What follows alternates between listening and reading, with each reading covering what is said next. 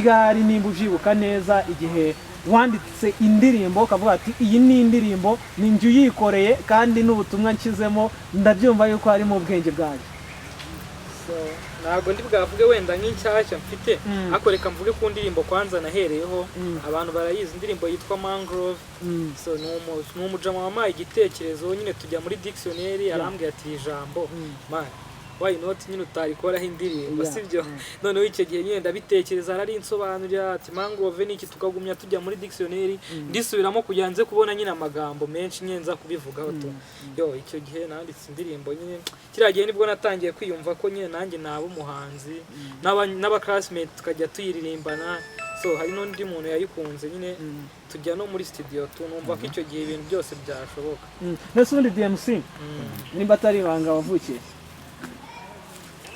N'ubundi ni mu karere ka Rwamagana, especially mu murenge wa Munyana. Ni naho wize amashuri abanza? Amashuri abanza nigeze kwiga muri Kayonza ho gatoya ariko ni nkaho navuga ko yose nayize mu Nyaga n'ubundi muri Rwamagana. Okay. Agiye atangira tubwira indirimbo zimwe mu zo afite izo yahereyeho ndetse nizo agiye yumviraho yuko yazavamo umuhanzi. Kugeza ubu ngubu DMC turi kubona hano imbere kuri kamera za Open Mind Rwanda, ugiye kutubwira waba warigeze wihuza n'abantu mukaba mwakora akantu k'itsinda ko no ku munsi w'ejo ngira ngo mbwira abantu yuko tuzaba turi kumwe bavuze bati DMC arantu tumuzi mu itsinda iyo za Munyaga nimba ariho wakunze kuba? Okay, so abantu bazi DMC cyane kera nyine nigeze gufonda gang twitwaga New Gangs, but now nyine twaje gutandukana kubera impamvu z'amasomo. Ntabwo navuga ko ari cyo twapfuye, just byatewe n'amasomo. Twatandukanye ubwo twakoraga examination yo muri seniors. So ubwo bagenzi banjye Yamani twizera yuko mumeze neza mwese Iburasirazuba, Iburengerazuba, Amajyepfo, Amajyaruguru, Capital City, Kigali, Diaspora. Tujya tubona abantu bo mu Buhinde agenda bavuga bati gasotonto bombo shokara kuri Open Mind Rwanda. Iyo bita Open Mind Rwanda bati tuba turi kumwe mu biganiro bigiye bitandukanye. Rero mwese Imana ikomeze kubareba icyoroshye, muhahe muronke amahoro, mubane nayo abatameze neza mukomeze kwihangana, niko isi iba iteye. Uyu munsi muri aya masaha kuri kamera muramubona neza cyane. Cameraman amuhere ku kirenge azamuka agenda amuzamura neza mushyiramo neza cyane. N'umutumirwa wacu wo kuri uyu munsi turaza kuba tuganira ibintu byinshi bigiye bitandukanye. Araza kuba agenda tubwira ubuzima bwe n'umuhanzi. Ubwo ngubwo mbahayeho dukeya muri byinshi dufite. Wowe icyo usabwa, wowe utarakanda subscribe kuri Open Mind Rwanda, koraho. Wowe tubana mu biganiro bya buri munsi, kora share ubundi ibintu bikomeze kugenda biba neza cyane. Karibuni bro. Asante sana. Yamani bimeze bite? Dipower kabisa. Iminsi myinshi musaza. It's been a long while. Muri iyi minsi wari uherereye ko habuzera? Ngiye mba mari ariko mba ndi mu gace wallahi. Okay, ati mba mari ndi mu gace ariko ubwo kubamubuze namubazaniye kuri uyu munsi. Rero ikaze kuri Open Mind Rwanda. Asante sana kabisa. Twishimire yuko uyu munsi twaba tugiye kuba tuganira n'umuvandimwe ani DMC Rwanda. Ubundi kumuvuga urabanza ugapfukama kuko yakoze ibikorwa byinshi bigiye bitandukanye. Ani umuhanzi uri kugenda abikora muri iyi minsi. DMC, mikoro ni yawe, mikoro urayifite. Reka dutangire tuha abantu bacu ka intro ku ndirimbo imwe yawe. Turahera kuyizwi cyane. Ibindi turaza kuba tubigarukaho nyuma ya intro atwinjiramo neza. Okay. Asukubeshya nashtuwe nizo TikTok. Afana video picture. Akundi simenye karukubera Snapchat. Asweya gandi gupanga suicide. Aba baby bino nimukunda. Office risheri aho mwagenda ariko nabiceri agukina buseri. Amana we this love is moving. Kwibuka Pina Veronica. Regis na Kamikisha nimugakunde mugendeye ku mapica urukundo kweri rusaba kwiga yate urukundo rusaba kwiga ubwo ngubwo urukundo kuba urufite n'ubwenge birajyana nicyo nshatse kuvuga ni DMC mwamwumvishe kuri intro nziza cyane ni indirimbo afite muri iyi minsi nabyo turaza kuba tugenda tubiganiraho ese DMC ubundi usibye kuba witwa DMC nk'izina ry'umuhanzi amazina nyakuri nayahe hari ahantu nigeze kubona ahantu wangani cyabari ikintu byepfa n'abanyamakuru bose nyine iyo bagiye kumbaza ibintu by'amazina barumva bagiye kuzamura beef ariko mu buryo bwo kugira ngo tutabishwanira amazina bwite yitwa Niyibizi Damascene Niyibizi Damascene none se beef yihe man beef yihe kuba wabaza umuntu izina ubwo haba hajemo beef aya nta mutima mubi dukomeza kabisa yes ni DMC Rwanda watangiye ibintu bijyanye n'ubuhanzi bwawe kubikora like nk'akazi yes reka duhere igihe wiyumvishe yuko ufite impano y'ubuhanzi okay first of all nyine ubwo igihe mbifatira ndabifatira igihe natangiye kwandika yes igihe watangiye kwandika okay natangiye kwandika ndi mu mwaka wa 4 secondaire I mean primary P4 ubwo nk'indirimbo wahereyeho icyo gihe wanditse urayibuka mba nyibuka ntabwo wayibagirwa nahereye ku ndirimbo yitwa ndagukunda nuko utabizi icyo gihe iki beat nayanditsemo yari indirimbo ya nimba ari ya Chris Brown na Jay-Z nimba ari na 50 Cent ikinanga nyine icyo kiboro sinzi radio bajyaga bakinyuzaho maybe kari radio Salus nyine mbere yuko nyine urumva umuntu w'umuhanzi nakundaga kumva ibintu bijyanye na showbiz hari ikiganiro cyajyaga kijyaho nyine abantu bakabanza bagatangiza icyo kibit noneho ngiye buri munsi icyo kiganiro cyajyagamo nahitaga mfata agakaramu kanjye nkandika noneho ubwo cyazasubiramo byumva n'ibintu bya internet byabaga bigoye kuba namenya ngira beat ni iherumva n'ikindi gihe cyazasubiramo nkakiririmba noneho nkumva ko biri kugendamo fresh ufite wiga primary 4 niga primary 4 icyo gihe n'indirimbo nanditse ndayibuka n'abantu twiganye muri senior 1 barayizi aho nigaga kuko najyaga nyiperforminga ariko kugeza ubu ngubu wenda igihe winjire mu by'ubuhanzi yo warayiretse cyangwa narayiretse urumva nyine uko ugenda ubona nyine experience cyane hari ibyo ugenda wumva ukavuga ati man hari aboro nandikaga ibintu bitari fresh cyane reka nandika ibindi bintu birenzeho ni muri ubwo buryo ariko n'ubu bitavuze ko nayiperforminga so umuntu aba nyine umusani aba ari proud y'igihangano cye wiga primary 4 hari kera okay utubwiye kuri make igihe wiyumvishijemo impano yo kuba waba umuhanzi cyangwa se kuba wahanga n'urugendo dutangira aho ngaho wiga primary 4 noneho se igihe wanditse indirimbo ukumva yuko koko ni DMC wa nyawe cyangwa se wifuza kuzaba ni nka ryari nimba ujibuka neza igihe wanditse indirimbo ukavuga ati iyi ni indirimbo ni njye uyikoreye kandi n'ubutumwa nshyizemo ndabyumva yuko hari mu bwenge bwanjye ntabwo ndi bwavuge wenda nk'inshyashya mfite ariko reka mvuge ku ndirimbo kwanza nahereyeho abantu barayizi indirimbo yitwa Mangrove so ni umujama wampaye igitekerezo nyine tujya muri dictionary arambwira ati ijambo man why not nyine utarikoraho indirimbo sibyo noneho icyo gihe nyine ndabitekereza ararinsobanurira ati Mangrove niki tukagumya tujya muri dictionary ndisubiramo kugira nze kubona nyine amagambo menshi nyenza kubivugaho icyo gihe nanditse indirimbo nyine kiragiye nibwo natangiye kwiyumva ko nyine nanjye naba umuhanzi n'aba classmates tukajya tuyiririmbana so hari n'undi muntu yayikunze nyine tujya no muri studio tunumva ko icyo gihe ibintu byose byashoboka mbese ubundi DMC nimba atari ibanga wavukiye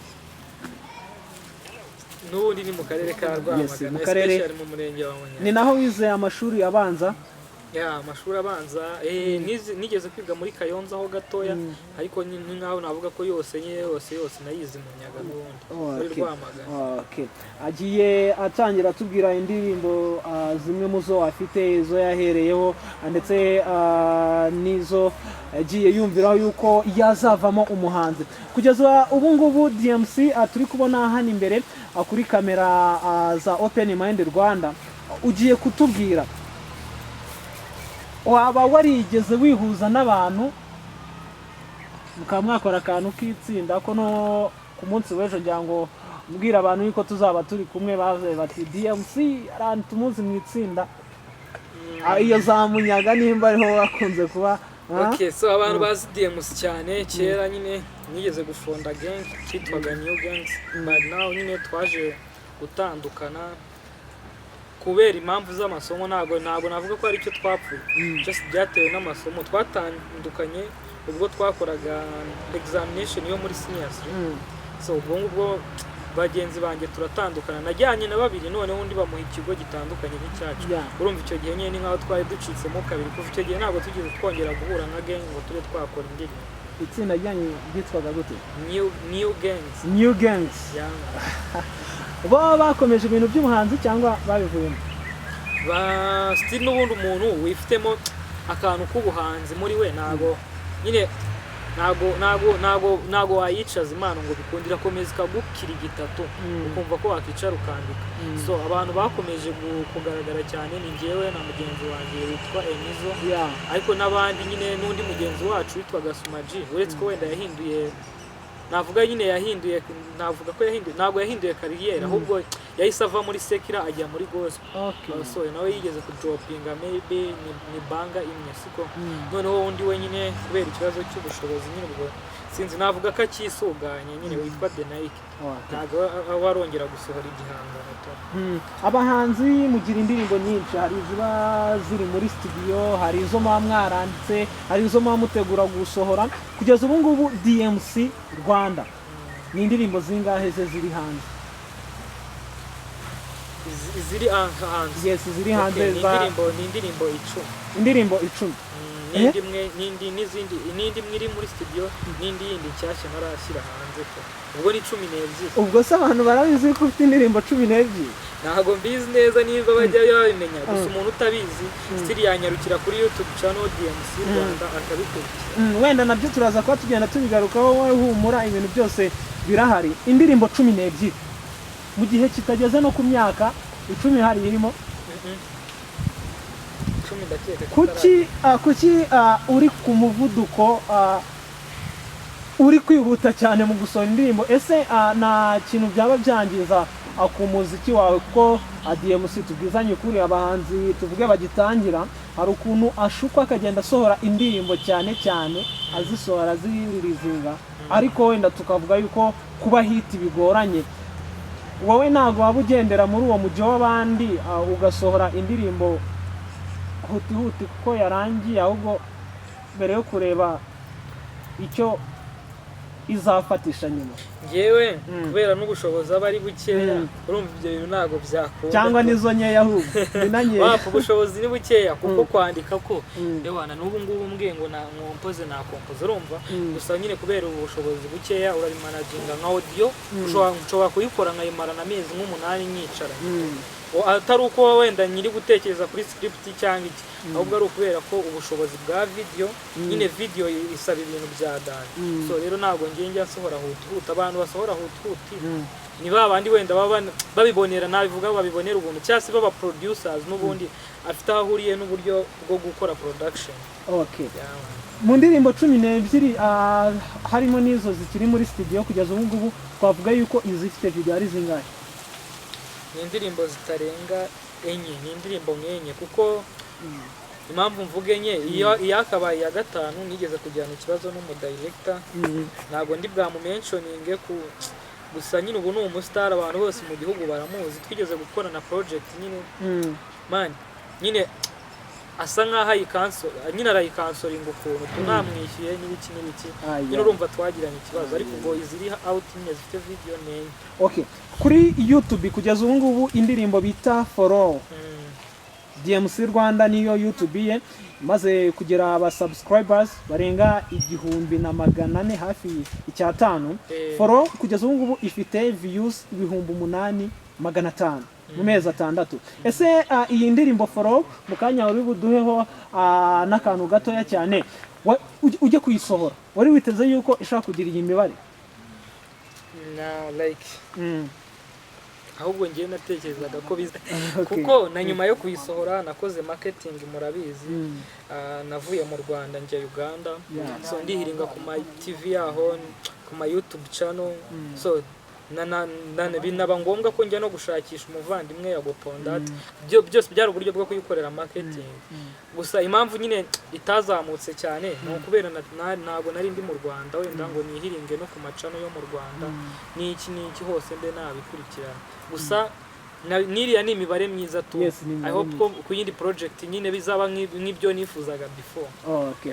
Waduhaye akantu gato kuri follow k'abantu bayikunda cyane bayikunda. Okay, ubwo ndaririmba chorus kuko ni nayo abantu benshi bakunze banayikorera challenge. Ahora apostinga nyamwara ahora postinga udufoto twiwe atulayikinga sometime nkana commentinga kanda follow aguye show izubaza we kanda follow yanagutamo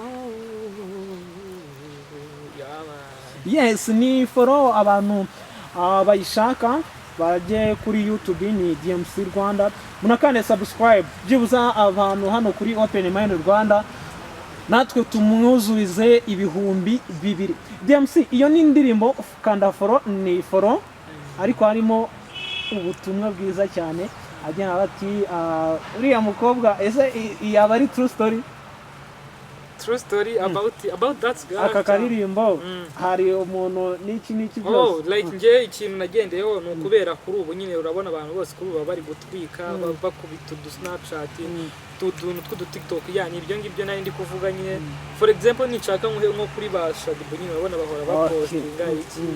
Yeah, that's none se mu rugendo rwawe ko cyabona umujeni kiniki wa amashuri ni vuba yasoje twagiye tubona abastari benshi badakunda kuba barasoje amashuri ariko wowe kubera Imana warayasoje ntabwo nkubaza ngo nirihe banga wakoresheje kugira ngo ubuhanzi bufatanye no kwiga. Nje wenda cyane mu rugendo rwawe amafaranga ubushobozi ubihuza gute kuko agiye tubwira wagiye gupromoting indirimbo mu bice bye bitandukanye harimo no hanze y'u Rwanda. Se ni ibintu bikorohera cyangwa ufite batera nkunga? So nta mutera nkunga n'umwe mfite. Mutera nkunga ngiye mfite n'Imana kuko niyo nyine nsenga nsaba nkayibwira plans zanjye nkayibwira ati nyine I wish to meet this guy urumva. Next time nkasenga nkavuga ati ndifuza kugera kuri iki kintu so simenye nyine ukuntu Imana ibikoze kuko nyine igenda inamuza n'abantu like nafata nk'abagaciro sibyo.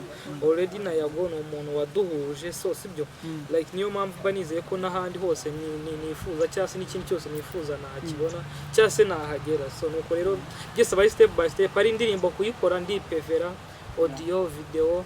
So urumva rero babigoye byatari ariko nyine kubera umuntu ibintu bari muri Mana bikunda ntago wa giving up nyine urasenga ugasaba Imana ukabona kirabaye kibaye neza ejo ikindi kikaba neza nuko bimeze. Waba warigeze uganirizwa n'umuntu ashaka nko kukubera manager? Hari uwo twigeze kuganira murananiranwa hari ukuntu abamanager njye bifata nkaho we yananije kuko ibintu yari ari kumbwira bisa nkaho ntago yari agiye kumanaginga ahubwo byari bimeze nkaho n'ubundi nzimanaginga. Okay. None DMC wenda atugenda tunagana ku musozo ko umwanya nawo ntabwo uba woroshye. Hari abanyamakuru hano mu Rwanda batangiye tubwira ku producer umwe nubwo tutamumenye wakugiriye nabi y'abahanzi cyangwa se n'undi muntu uri mu nzira ashaka kwamamara genda ahura n'abantu benshi bagiye batandukanye. Hari umunyamakuru mwaba mwarahuye ku buryo utazamwibagirwa bitewe n'uko ari ikibi yagukoreye atari icyiza yagukoreye.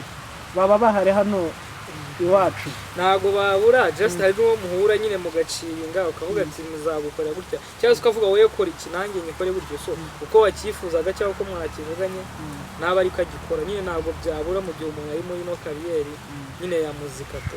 Okay.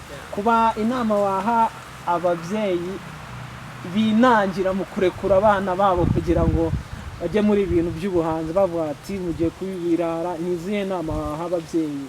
First of all ngiye ikintu nababwira umuntu nimba umubyeyi nimba umwana we yiyumvamo football mureka agenda akine you no wabona aricyo kizamutunga kuko no siko twize uburyo nize nibyo ndi gukora hari aho wandangira n'akazi se kuri ubu nyine nta hantu wabona akazi so birasaba nyine ikintu wowe wiyumvamo amplis unakunda nyine wowe w'umubyeyi mureka umwana agenda agikore wabona aricyo kizamutunga kuko ntabwo ibyo twiza ari byo kuri ubu biri kudutunga so twarasoje hari n'abandi basoje na za kaminuza ngende kubivuga narasoje secondaire dukorana ibiyedi cyangwa ugasanga ari no gukora no mu marata so rero umwana ngiye ikintu nabwira umubyeyi ni ukureka umwana we agakora ikintu cyiza ahubwo akamusapotinga akanamugira inama muri icyo kintu ari gukora. Ese wowe hari igihe kigeze kugera ababyeyi bawe bakavuga bati muhungu wacu hagarika bino bintu turi kubona bitagenda neza? Ikintu cya mbere cyabiteye naragurishaga mani nkagurisha bora zanjye udutungo homo naratumaze inkoko ihene nyine byose njyana mu muziki kugeraho nageze no ku nkweto nambara n'imyenda noneho mumera cigita nkubita ati ibintu nutabivamo kugeza nubwo baje school ngiye na mugenzi wanjye the Nike ndabyibuka nyine icyo gihe batumije akanyafu ariko nyine nuko nguko tubiba bimeze ariko twizere yuko wenda batangiye kubona yuko nyine ubu bageraho bakabyumva ariko n'ubundi barankarabye ikintu cya mbere ni vie yabanje kunshyigikira nyine urumva ababyeyi hari n'ukuntu ibintu baba batabisobanukiwe noneho nyine ubwo we yabaga yumva ari nk'ibintu ndi bushoremo bigahita bigaruka none rero we yarebye akabona nk'ubu ngubu nta n'igiceri cy'ijana n'ubu ndakuramo we yahise ambwira mwumva ntihazagire n'igiceri cyanjye cy'ijana wajya kumbaza so nuko rero biba bimeze okay urumva nyine ni struggle umuntu agenda acamo hano mu Rwanda n'uhe muhanzi bati umuhanzi iyo yahimbye indirimbo nanjye nayumva ushobora no kuntera nanjye kuba namukuraho amasomo n'uwe muhanzi ko inspiring ngana so ni benshi kimwe nuko ngiye nkunda n'abakobwa ariko nyine umuhanzi ubundi turabigarukaho ukunda abakobwa ntabwo ndi kubivuga nkumva akunda muri ubwo buryo wenda uri kubivuga just nyine nkunda abakobwa hari abartiste b'abakobwa banyinspira turumva numva igihangano cye nkavuga ati wow gusa n'abajeni barahari ndetse ho no kumenya ngo umuntu arafana nde biba bigoye man igihugu cyuzuyemo abasana umuntu wese murahora akakubwira ni umusani okay role model wanjye first of all ni Nuzani Bruce Melody noneho ku isi hose ni Chris Brown and Bruce Melody urumva yuko reka mvuge ngo uri mu ngamba warugatse ku kintu cyukunda abakobwa buriya ntabwo ari byo byumvishe nabi njyenyine ushobora no gusanga hari n'undi wabyumvishe nabi n'abakunzi ba open mind wabona ariko yes bakabyumva nk'uko njye nari nshatse kubyumva uburyo navugaga nkunda abakobwa nakundaga abakobwa bakora muzika ariko DMC tutarava kuri ako kantu abahanzi cyangwa se abantu reka mvuge ngo bibyamamare aho waba uri hose bare nk'igihe wari ukiri ku ishuri no kuva primary abana muri iyi minsi mbona basigaye baba babizi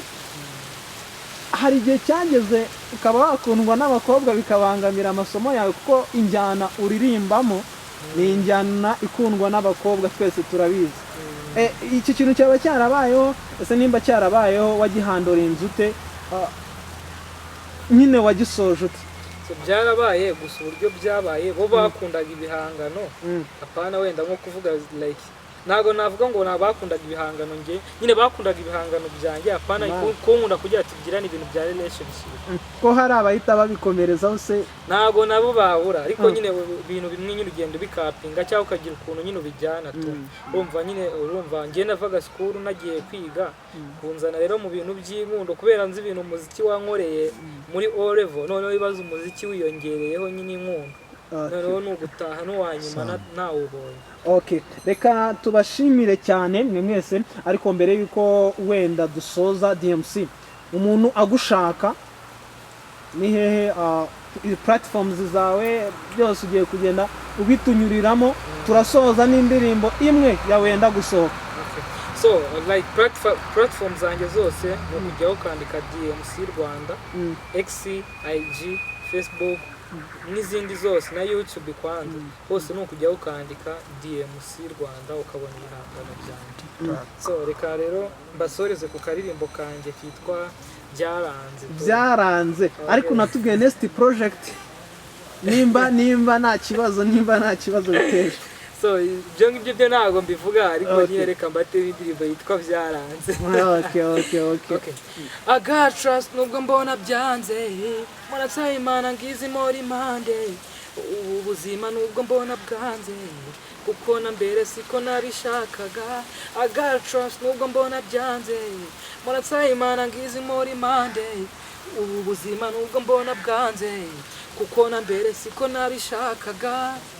Byaranze nabuze rare, byaranze nabuze rare. Ese ubu njye mu rugo isi nyikaragiyeho, abantu bose nari naririyeho bari bazi ko nagafashe. Hii dunia ndo hivyo pe, Mungu nisaidie umpe imbaraga nkore, nubwo mbona ryaremye abagome nanjye nyatsa mbe nk'abandi dawe, nera ishema ababyeyi banjye. I got trust nubwo mbona byanze, murasaba Imana ngizi muri mande, ubu buzima nubwo mbona bwanze, kuko na mbere siko nabishakaga. Byaranze nabuze rare, byaranze nabuze rare. Yamani byaranze. Reka tugushimire cyane DMC.